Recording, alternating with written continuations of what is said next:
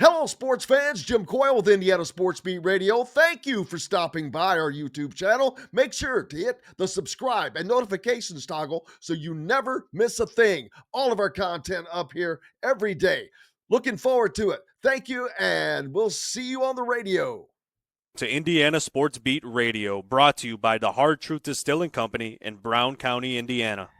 So for the thousands in attendance and the millions watching around the world, it's time! 3 on the way. Oh! It went in! It went in! And Indiana wins the ball game! Know your role and shut your mouth, you jabroni! Float game for the win!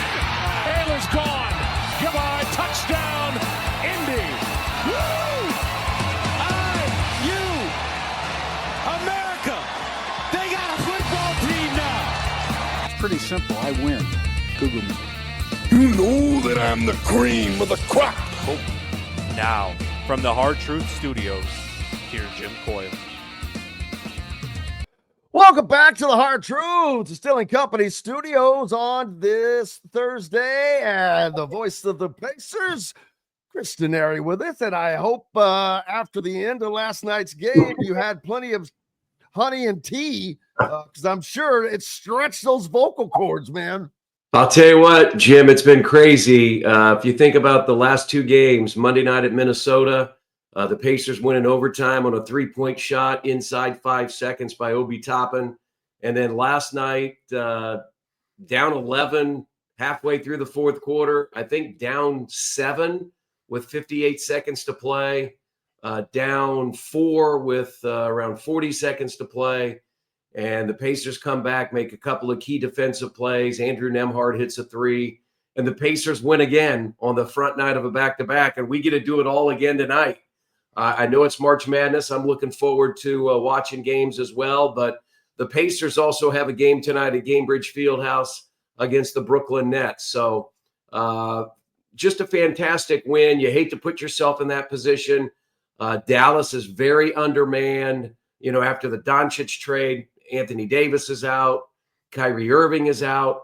But, you know, they've still got guys that play hard. But once again, every time Indiana plays a team that is either down with injuries or whatever, boy, they are just they don't get up for them. Well, and, you know, it was interesting. I thought they did a really good job early. They were up 16 in the first half. I thought played very physical, had a 12-point lead after the first quarter. And I thought, hey, they've really attacked this well. But they had that letdown in the third quarter. And Dallas was making shots. And unfortunately, too, Dallas was a lot of straight line drives. I mean, the Pacers defense was not what it needed to be last night, gave up a lot of paint points. But again, when they needed to, they were able to get the win. And, you know, what was interesting is what happened to them a little bit is what they did to Minnesota on Monday. You know, Monday night, the Pacers played without 4 starters. Siakam was out with for personal reasons. Halliburton was out with a sore back, didn't play last night as well. Nesmith was out. Turner was out. And then Nembhard got thrown out in the third quarter for throwing a ball at Rudy Gobert. It was his second technical foul. And then Benedict Mathurin fouled out in the fourth quarter. So the Pacers, Tony Bradley on a 2-way contract was playing. Quentin Jackson, or a 10-day contract. Quentin Jackson on a 2-way. And both of those guys scored in double figures. So it was a little bit the same thing for Minnesota, having to deal with an undermanned Pacers team. And I think human nature sometimes, Jim, you just let down, right? Because you're not playing against the top line players. And I don't think that happened to the Pacers early. I thought they attacked it very well last night against Dallas. It maybe happened in the second half. They got a little bit too comfortable. And once you let a team get on a roll, it's oftentimes hard to get it back. So that's what I find pretty impressive about the Pacers, that they somehow were able to come back and win that game. Well, and they've done it down, guys. They did not have Pascal Siakam for the first win the other night, the comeback win that we talked about, who was out for personal reasons, and they were still without Tyrese Halliburton last night, and are able to find ways to get the job done, which is huge. Gives them back-to-back wins now with back-to-back home games coming. Unfortunately, those back-to-back home games are against the same team, and it just has not gone well with back-to-back games. It's usually been home and away, and losing at home and winning away, but hopefully does not hold the form, and they can win at home on these back-to-back games. Yeah, these two games are important because then your next two games, the Pacers have 4 more at home. This is the longest homestand of the year, 5 games. They've got Brooklyn tonight, Brooklyn on Saturday, then a rematch with Minnesota on Monday, and then the Lakers are in town next Wednesday. Luka Doncic, of course, used to play for Dallas, who the Pacers played last night. He'll be in the building. LeBron James has been out with that injury. We don't know what his status will be for next week. But those 2 games against Minnesota and the Lakers, 2 very good Western Conference teams, are very important to the Pacers. But you can't look ahead to those. You've got to take care of business tonight against Brooklyn and Saturday against Brooklyn. The good news is, Jim, Pacers are 10 games over 500 for the second or third time this year. They're currently 4th in the Eastern Conference. They have passed Milwaukee, but that is still very tight. Milwaukee and Detroit are both only a game behind. Pacers are getting closer to clinching a top 6 spot. That means they're guaranteed a playoff spot, would not have to worry at all about the play-in situation. So the next week or so is going to be very big for this team. The advantage is they've got 10 of the last 14 at home. The disadvantage is that Rick Carlisle said, look, you just can't be content that you're playing on your home floor. And hopefully the Pacers learned that lesson last night, but they learned the lesson with a win. Absolutely. And to kind of just keep the momentum going as they head closer and closer to playoffs. I know that you don't have time to catch a lot of other teams much, but have you seen the transformation of Jalen Hood Schifino? Yeah. On the move to Philadelphia, he could not get minutes or anything in Los Angeles. He goes to Philly and he's scoring 30 points. I'm like, what the hell? Man. It is important. And part of that is, he's getting an opportunity. And Philadelphia has so many injuries. But these are the type of things that young players need. He got his first start against the Pacers last Friday. And Quinn Buckner and I talked about it. One of the things that he is so talented at is getting to the rim. His perimeter shot, not what he needs to have. He'll work on that as the years go on. But this is a great opportunity for him, for Jalen Hood Schifino to have an opportunity to play. And that's what a young player is looking for. And, Jim, that's why I say a lot of times it is hard to play against teams like Philadelphia or Dallas when they're undermanned, because you have somebody like Jalen Hood Schifino. He's trying to prove a point. He's trying to say, I belong in this league. He doesn't care about what Philadelphia's record is right now. He's not been a part of the 76ers for only maybe a week or two. So that's what you're dealing with when you're playing a lot of these teams, and that's a credit to them. I mean, he's playing to show any team, not just Philadelphia, but any team that he belongs in this league, and that's what you're seeing from a lot of these young guys in the final weeks of the regular season. Yeah, and when I caught a game a few nights ago, I was impressed by his willingness to try to shoot, to try to get to the rim. He was not passive in any way. He was going after it, and I'm like, wow, he would just seem to be playing with such confidence. No question about that, and I'll take that to a veteran, somebody who has really helped the Pacers, and that's Thomas Bryant, another IU product. He has gotten an opportunity here that he was not getting in Miami, and he is taking full advantage of what he can offer the Pacers. And it's not only helping him, but it's helping the Pacers team. And I think that's so important. I think people get lost in that it is also a job for these guys, and you've got to build your brand. And so for Hood Schifino, for Thomas Bryant, they are coming into a new situation, and they not only want to impress the team that they're playing for, They want to impress the other 29 teams in the NBA that if it doesn't work out in where you are, it may work out for you somewhere else. So, yeah, it's good to see. As I told you, we saw Hood Schifino last Friday when the Pacers played Philadelphia, and it was his first start for Philadelphia because they were undermanned and only had 8 or 9 guys available. So it's good to see young guys like that make some progress, and hopefully it leads to a bigger and better career. Absolutely. And just makes it more and more fun. But that will also end up helping Indiana somewhat because their pros were starting to shrink a little bit, but now it's like some of these guys are coming back to life. Did I see that Kel'el Ware still with Miami? Yeah, he's in Miami. Okay, I think I saw something about that, but yeah, good to see that talent coming around.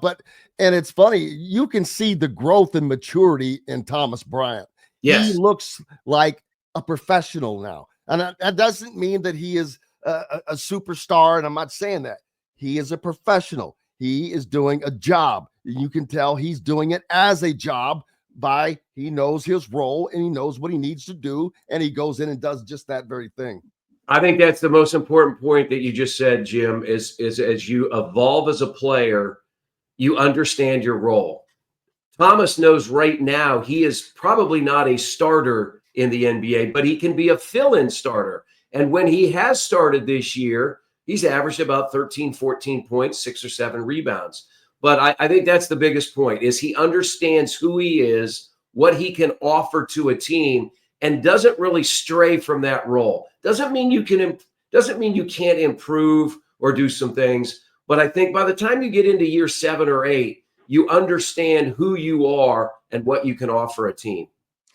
Absolutely. And what have you seen of these Pacers now? They've been kind of playing with some what's the word I'm looking for? Difficulties by not having certain guys. I can't think of the word I'm trying to think of, but they've been playing these games not full strength, but able to gut these wins out. That comes around in tournament time when the close games, because tournament games tend to be closer. They play harder. A lot more of these games go down to the wire. Yeah, I mean, the game slows down. I mean, you don't have back-to-back, so you're fully rested. During the course of an NBA season, you've got 15, 16 back-to-back. So that's 32 games that you're playing, consecutive nights. When you get to the postseason or the playoffs, that doesn't happen. And all teams are on different schedules. So, for instance, Brooklyn didn't play last night. The Pacers are on the second out of back-to-back. Later in the year or earlier in the year, you may play a team where you have a rest advantage. When you get to the postseason, everybody's on the same schedule. The team that you're playing and you are on the same schedule. And so teams are fresher. Again, the game slows down. Possessions become, more important because of what's on the line. So I think all of these things, as you progress throughout the regular season, and we're now inside a month of the postseason, that's very, very important. Absolutely, and looking forward to it, man. Do you have your bracket filled out? I do. I filled it out last night. Who is in your Final Four? I knew you were going to ask me that. Yes. I almost have a chalk Final Four, I think. Well, that's. But I have St. John's. It's hard not to. I have St. John's. I like it. Auburn. Duke. I knew you were going to ask me this. I have to open it up. Oh, that's okay. You've. I'll tell you who I have winning it, and I don't even know why I picked them. I have St. John's winning the national championship. I'll tell you why. Because they've got a national championship coach that would be the best coach, is the best coach in the tournament, and the best tournament coach in the tournament, in my opinion. I think. I know who. I think I have Houston. I have Houston. If I have my brackets right, and I have St. John's beating Auburn in one semifinal, and I have Rick Pitino and St. John's winning the national championship. You know what? I like that. I haven't filled mine out yet. I'm probably going to go with Florida to win it. They've handled Auburn a couple of times, which is tough to do. They smoked They Yeah. put 104 points on Alabama, and I'm like, wow. So they can win. Do you feel like this is as wide open an NCAA tournament as we've had in some time? You know what? I don't know. This was one of the, I don't know about this when I talked about that earlier, that, these last couple have been really bracket busting tournaments. I don't have that sense this time for some reason. I don't feel, but maybe it's because of the transfer portal. And again, these teams have been able to be, I don't want to say watered down, but evened out. And there is a lot of equality out there.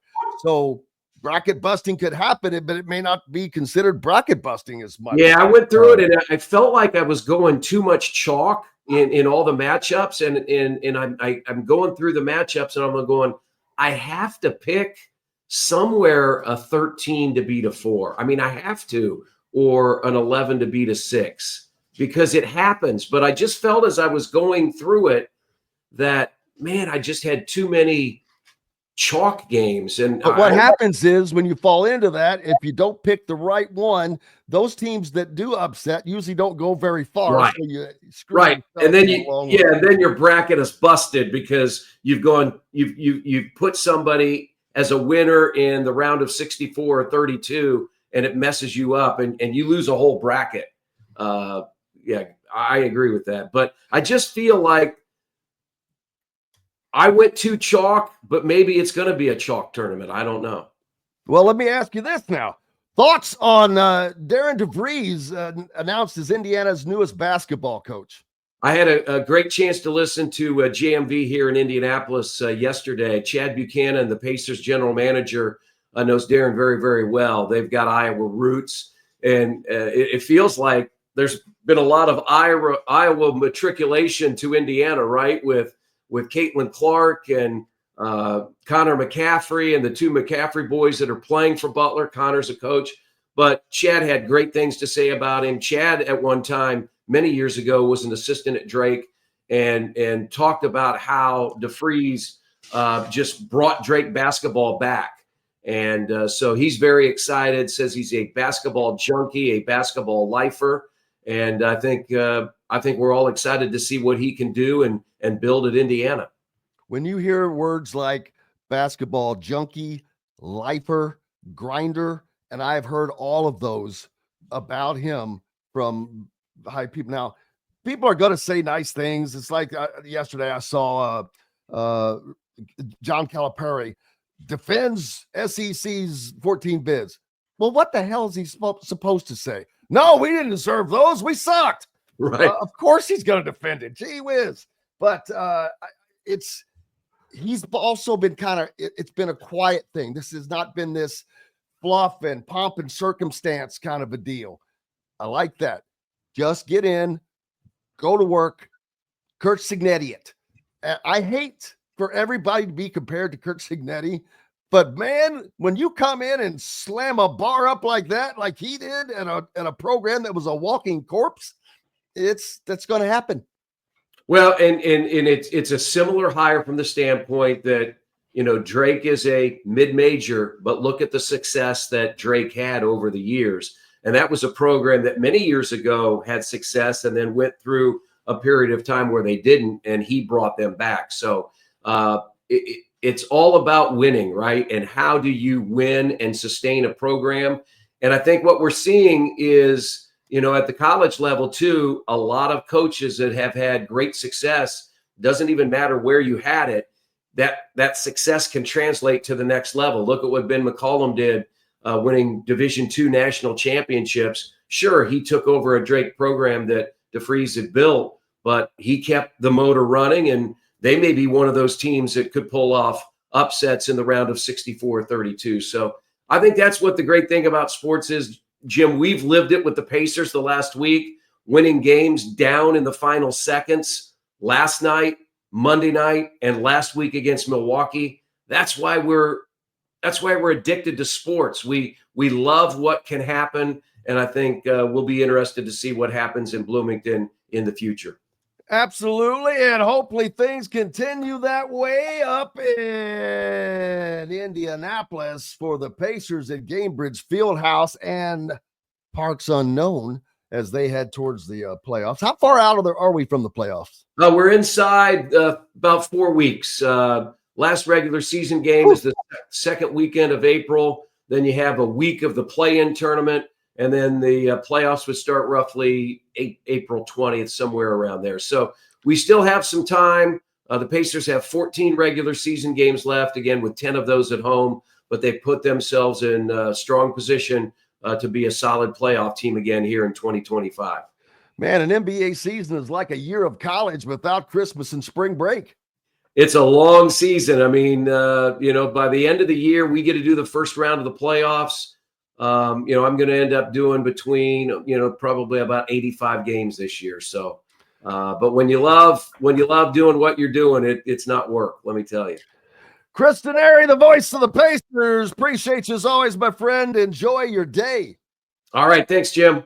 You betcha. Chris Denari joining us here on Indiana Sports Beat Radio.